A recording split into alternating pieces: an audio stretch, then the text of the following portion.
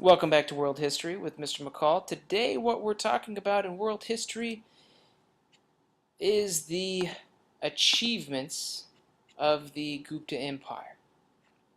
Now, when we left off, we were discussing the roadmap for this unit. We talked about economic networks and exchange. It's basically how people make their money or how they get the goods or supplies that they need in life. We're going to talk about how that's changed over time.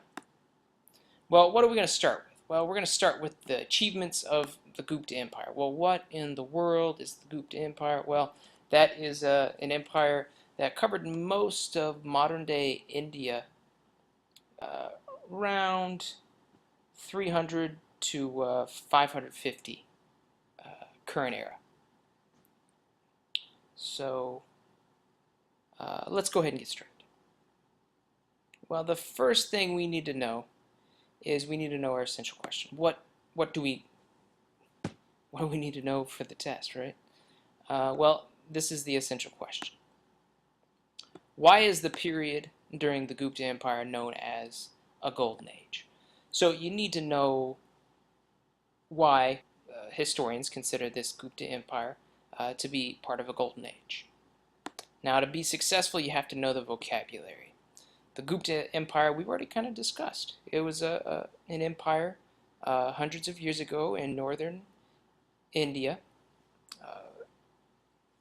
and they had a golden age. So you have a very basic understanding right there. We also have alliance. Alliance is basically when groups of individuals come together for a common interest or common goal. The thing I always think of with this is the Miami Heat. We got 3 players, 4 if you count Mario Chalmers, which he went to KU, so we should.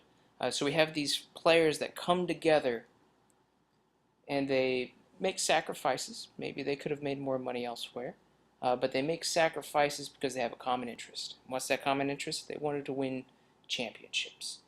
Okay. Next up is province. Province is just a territory or part of a country or an empire. So if we talk about province, we could talk about a specific territory within a larger country. So the Midwest, you could consider that a province of the United States. It's a group of states. Next up, a golden age. Golden age is where a country thrives. They have a great deal of prosperity. They're very successful. There's a large degree of happiness and achievement. So they're accomplishing a lot of different things.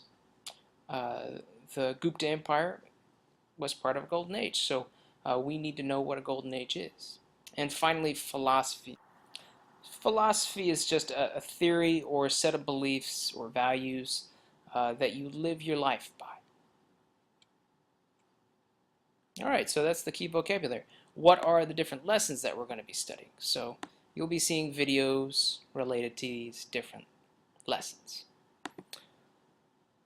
First lesson will be identify Gupta Empire and key cities on a map. So you're going to be seeing a map of essentially modern-day India, and you're going to need to be able to identify where on that map the Gupta Empire was and what were some of the key cities.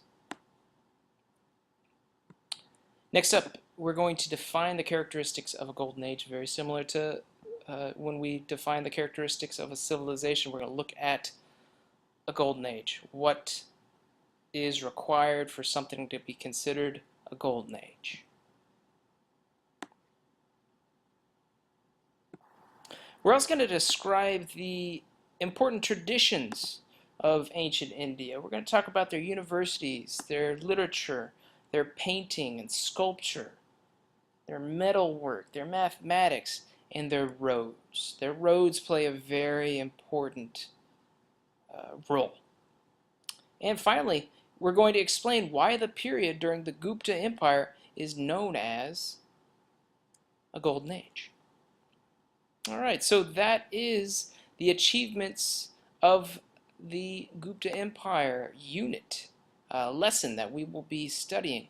Next up, we'll be talking about fighting the Persian Wars and the Silk Road, all of which we'll find are related to economic networks and exchange.